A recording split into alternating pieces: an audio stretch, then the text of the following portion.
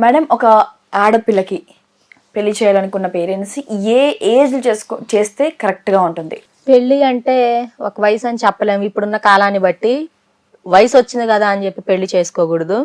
And పక్కింటి వాళ్ళు ఏదో సూటిపోట్లు మాటలు అంటున్నారని చెప్పి ఆడపిల్లలు పెళ్లి చేసుకోకూడదు. ఎప్పుడైతే ఒక అమ్మాయి తన కాళ్ళ మీద తను నిలబడి అన్నిటిని ఫేస్ చేసే డేర్ అండ్ డాష్ ఉంటేనే పెళ్లికి దిగాలి. ఎందుకంటే అమ్మాయిలు కరెక్ట్ గా లేదు ఈ రోజుల్లో, అబ్బాయిలు కరెక్ట్ గా లేరు. చేసుకున్న వెంటనే డైవర్స్లు అవుతున్నాయి. లేదంటే ఫ్యామిలీ బ్యాక్గ్రౌండ్స్ ఏమన్నా కొంచెం కరెక్ట్ గా లేకపోయినా కూడా అయిన తర్వాత వాళ్ళు చచ్చిపోయే విధంగా టార్చర్స్ ఉంటున్నాయి. సో పెళ్లి అంటే ఆ పెళ్లికి అర్థం తెలిసి మంచి వ్యక్తిని చూస్ చేసుకోవాలి. అసలు పెళ్లి చేసుకోవాలా వద్దా అన్న థాట్స్ కూడా ఈ రోజుల్లో ఉన్నాయి. జరిగే సిచ్యువేషన్స్ ని బట్టి మనం చాలా చూసాము. చంపేయడాలు, నరికేయడాలు, సిలిండర్లు పెట్టి కాల్ చేయడాలు. ఇవన్నీ చూసిన తర్వాత ఏంటంటే ఒంటరిగా ఉండడమే భయం అనేది వస్తుంది. ఇంతకు ముందు పెళ్లి అంటే చాలా యాంగ్జైటింగ్ గా ఉండేవాళ్ళు పిల్లలు, ఎప్పుడు చేసుకోవాలన్న ఆతృత. ఇప్పుడు కానీ అవసరమా? ఎందుకంటే అవి అరేంజ్ మ్యారేజ్ లోనే అలాగే ఉంటున్నాయి, లవ్ మ్యారేజ్ కూడా అలాగే ఉంటున్నాయి. అసలు అన్ని కూడా ఇన్ని ఇయర్స్ ప్రేమించి ఒక వేరే మళ్ళీ ఇంకో రిలేషన్ కోసం వీళ్ళ భార్యని చంపేయడాలు, చచ్చిపోవటాలు ఇలాంటివి జరుగుతున్నాయి లోకంలో. అవును. పెళ్లికి ఏజ్ అంటే లెక్క ప్రకారం చూసుకుంటే 18 years దాటిన తర్వాతే అని చెప్పి మనకు ఉంది. ఇప్పుడు ఎడ్యుకేషన్స్ అవన్నీ అయిపోయేసరికి ఒక 25, 23 అట్లా వస్తుంది ఏజ్. కానీ వయసుని చూసి పెళ్లి చేసుకోకూడదు. 60 years వాళ్ళు కూడా పెళ్లి చేసుకునే వాళ్ళు ఉన్నారు, 50 years కి చేసుకునే వాళ్ళు ఉన్నారు. కాకపోతే 40 years దాటిన తర్వాత పెళ్లి చేసుకునే వాళ్ళు ఎవరైనా కూడా పిల్లల గురించి ఆలోచించకూడదు. యంగ్ ఏజ్ లో చేసుకునే వాళ్ళు మాత్రమే పిల్లల కోసం అనేది ప్లాన్ చేసుకోవాలి. అంటే ఇప్పుడు ఉన్న కాలాన్ని బట్టి పెళ్లిళ్ళకి మనం గ్యారంటీ ఇవ్వలేకపోతున్నాము. ఎందుకంటే ఉన్న రోజులు కొంచెం పీస్ఫుల్ గా బతకడం మంచిది, టార్చర్స్ ఏ గొడవలు లేకుండా. ఏదన్నా ఉన్నా కూడా వాటిని రెండు వైపులా కాంప్రమైజ్ అయ్యి అండర్స్టాండింగ్ ఉండే పర్సన్స్ చేసుకుంటే పెళ్లి అనేది మంచిది. రైట్. సో మేడం, ప్రజెంట్ ఉన్న జనరేషన్ లో కూడా సహజీవనం అనేది ఎలా ఉందంటే అది ఒక డైలీ లైఫ్ లో అలవాటు అయిపోయింది మొత్తం ఎవరికి కూడా. అంటే ఏజ్ కూడా లిమిట్ లేదు. ఐదర్ 18 కంటే ముందు నుంచి కూడా 60 తర్వాత దాటిన వాళ్ళు కూడా మనం చూసాం, రేపులు జరుగుతున్నాయి అన్ని కూడా. సో అందులో భాగంగా సహజీవనం అనేది మగవాళ్ళు ఎందుకు చేస్తారు, దానికి గల కారణాలు ఏమై ఉండొచ్చు? ఒకటి, ఈ లివింగ్ సహజీవనం అంటే మనం ఇప్పుడు దానికి స్టైల్ గా పెట్టిన వర్డ్ వచ్చేసి లివింగ్ రిలేషన్. సో ఈ లివింగ్ రిలేషన్స్ అంటే పెళ్లి చేసుకోకుండా ఉండే వాళ్ళు ఉన్నారు, పెళ్లి అయిన తర్వాత భార్య భర్త ఉన్న వాళ్ళు ఉన్నా కూడా ఈ సంబంధాలు పెట్టుకునే వాళ్ళు ఉన్నారు. అండ్ కొంతమంది మాత్రం పెళ్లి కుదిరిన తర్వాత వాళ్ళని టెస్ట్ చేయడానికి సహజీవనం చేసే వాళ్ళు కూడా మనం చూస్తున్నాం. అవును. అండ్ మ్యారేజ్ ఫిక్స్ అవుతుంది, అయిన తర్వాత ఏంటంటే మన ఇద్దరం ఇంకా ఎలాగ అయిపోయింది కదా అని చెప్పి ముందుగానే ఉండే వాళ్ళు ఉన్నారు. పెళ్లి టైం వచ్చేసరికి మళ్ళీ విడిపోయే వాళ్ళు ఉన్నారు. అయింది ఎంగేజ్మెంటే కదా, పీటల మీద పెళ్లిళ్ళు ఎన్ని ఆగిపోలేదు అన్న కాన్సెప్ట్ పెట్టుకొని విడిపోయే వాళ్ళు ఉన్నారు. ఈ లివింగ్ రిలేషన్స్ ఎందుకు పెట్టుకుంటున్నారు అని అంటే, కొంతమంది పెళ్లి చేసుకుంటే గ్యారంటీ లేదు కాబట్టి ఏమన్నా లీగల్ గా ఏమన్నా ఇష్యూస్ వస్తాయని చెప్పి భయపడి పెళ్లి చేసుకోకుండా ఇలా లివింగ్ రిలేషన్స్ లో ఉండి ఉన్న రోజులు ఉండి వెళ్ళిపోయే వాళ్ళు కొంతమంది ఉన్నారు. అండ్ కొంతమంది మాత్రం ఏంటి అని అంటే, ఇంట్లో భార్యతో లైక్ కమ్యూనికేషన్ సరిగ్గా లేకుండా భార్య అలిగి వెళ్ళిపోయి వీళ్ళకి డైవర్స్లు ఇవ్వకుండా వీళ్ళని ఇబ్బంది పెట్టి టార్చర్స్ పెట్టే వాళ్ళు ఉంటారు. సో ఇలా అబ్బాయిలు పెట్టుకునే వాళ్ళు ఉంటారు, అమ్మాయిలు పెట్టుకునే వాళ్ళు ఉంటారు.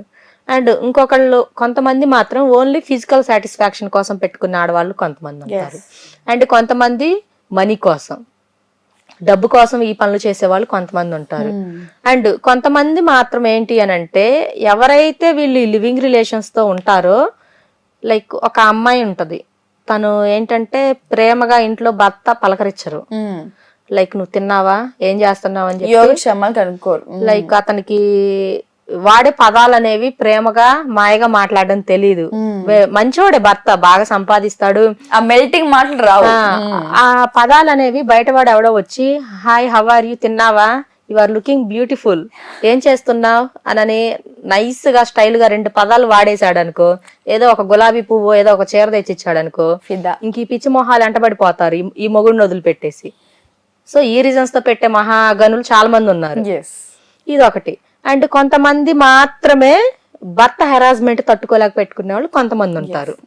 దాని ప్రకారంగా మీరు అసలు అది కరెక్టా రాంగ్ అంటారు మేడం? నాకు తెలిసి అయితే రాంగ్ అని చెప్పలేము, కరెక్ట్ అని చెప్పలేము ఈ రోజులను బట్టి. Yes, yes. ఎందుకంటే పెళ్లిళ్ళు చేసుకొని కరెక్ట్ గా ఉండట్లేదని చెప్పి వెళ్ళిపోయిన వాళ్ళు కొంతమంది, అంటే లైక్ హెల్త్ పరంగా చూసుకుంటే డిప్రెషన్ లోకి వెళ్ళి సూసైడ్ చేసుకునే వాళ్ళు కొంతమంది ఉన్నారు. ఎగ్జాక్ట్లీ. సో అలాంటి వాళ్ళు ఏంటంటే పెళ్లికి ముందే ఈ లివింగ్ రిలేషన్స్ పెట్టుకొని ప్రశాంతంగా ఒంటరిగా బతికే వాళ్ళు కొంతమంది ఉన్నారు.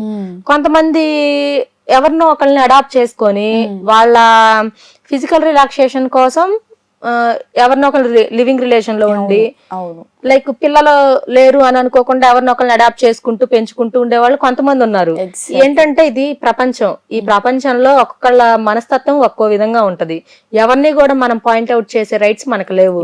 అండ్ ఎవరు కూడా మెంటల్ గా స్ట్రెస్ గురవ్వకూడదు. ఫస్ట్ ఆఫ్ ఆల్ ఇప్పుడు తీసుకునే ఫుడ్ అంతా కూడా పొల్యూటెడ్ ఫుడ్, అవును, పొల్యూటెడ్ వాటర్, పొల్యూషన్, ప్రతిదీ పొల్యూటెడ్ అయ్యి ఉంటుంది. సో అలాంటప్పుడు ఏంటి అంటే ఉన్న రోజులు ప్రశాంతంగా బ్రతకాలని చెప్పి ప్రతి ఒక్కళ్ళ మైండ్ అనేది ఇప్పుడు ఉండింది. అవును, ఈ ఇంతకు ముందు లాగా హార్డ్ వర్క్ చేసే కెపాసిటీ కూడా పీపుల్స్ లో లేదు ఎవరికి కూడా. అదే అందుకని చెప్పి ఇలా పెట్టుకుంటున్నారు. మన సంప్రదాయం ప్రకారం అయితే ఇలాంటి ఈ లివింగ్ రిలేషన్స్ ఉండకూడదు. బట్ కానీ ఇప్పుడు జరిగే ఇన్సిడెంట్లను బట్టి ఇదే పెట్టుకోవడంలో తప్పు లేదు అని కొన్ని సందర్భాల్లో అనిపిస్తుంది. ఎందుకంటే చచ్చిపోయే కంటే ఇది పెట్టుకొని కొంచెం మైండ్ రిలాక్స్, బాడీ రిలాక్స్ చేసుకొని జీవితం సాగిస్తుంటే అది బెటర్ అంటే అనిపిస్తుంది. ఎందుకు అని అంటే ఫర్ ఎగ్జాంపుల్ ఫారెన్ లో ఉంటారు సరిత, చక్కగా మంచి జాబ్, మంత్లీ వచ్చేసి 6-7 lakhs వరకు సంపాదిస్తారు. కానీ ఆ అమ్మాయికి నచ్చక వదిలేసి వచ్చి ఈ ఇతని మీద ఒక 4-5 రకాల సెక్షన్లతో కేసులు పెట్టేశారనుకో, అతను ఫారెన్ నుంచి కోర్టుకి డైలీ ఎలా తిరుగుతాడు? ఫ్లైట్ ఖర్చులకు సరిపోవు అతనికి వచ్చే 5-6 lakhs. అప్పుడు జాబ్ మానేసి వచ్చి ఇక్కడ హైదరాబాద్ లో ఏదో ఒక జాబ్ ట్రై చేసుకోవాలి. ఇక్కడ బతకలేడు. ఇక్కడికి వచ్చిన తర్వాత మళ్ళీ కంపెనీ మారితే ఒక 2 lakhs 3 lakhs ఇస్తారు. మళ్ళీ కోర్టుకి ఇంటికి తిరగాలి. సో ఇప్పుడు ఏం చేశారంటే ఇంకా అతనికి ఈ కోర్టు చుట్టూ తిరగడం ఇంకిదే సరిపోద్ది, ఫ్రీగా ఉండదు మైండ్. పెళ్ళంటే ఎందుకు చక్కగా భార్యతో మంచి చెడు పంచుకొని జీవితం సంతోషంగా గడపాలని ఏ అబ్బాయిని ఏ అమ్మాయిని చేసుకుంటారు. కానీ ఇప్పుడు అంతా కమర్షియల్ అయిపోయింది పెళ్ళంటే. అసలు డబ్బులు ఇస్తావా తెస్తావా అది. అందువల్ల ఏమనుకుంటున్నారంటే అబ్బాయిలు ఈ పెళ్లి చేసుకొని తలనొప్పులు ఇవన్నీ ఎందుకులే, ప్రశాంతంగా బాగుంది కదా, ఇదే బెటర్ అన్న కాన్సెప్ట్ లో అబ్బాయిలు వెళ్ళిపోతున్నారు. ఇప్పుడు ఉన్న కేసెస్, రేర్ కేసెస్ కూడా అవే మేడం. అవును. ఇప్పుడు ఆపరేషన్ లేకుండానే మోకాళ్లకు ప్లాస్మా ట్రీట్మెంట్, మీ ఆర్థోపెడిక్ సమస్యలన్నిటికీ రోబోటిక్ టెక్నాలజీ ద్వారా తక్కువ ఖర్చుతో శాశ్వత పరిష్కారం, ఫ్రీ కన్సల్టేషన్, ప్రతి ట్రీట్మెంట్ పై 20% డిస్కౌంట్. ఈ ఆఫర్ కొద్ది రోజులు మాత్రమే, త్వరపడండి. V9 hospitals 9281465842.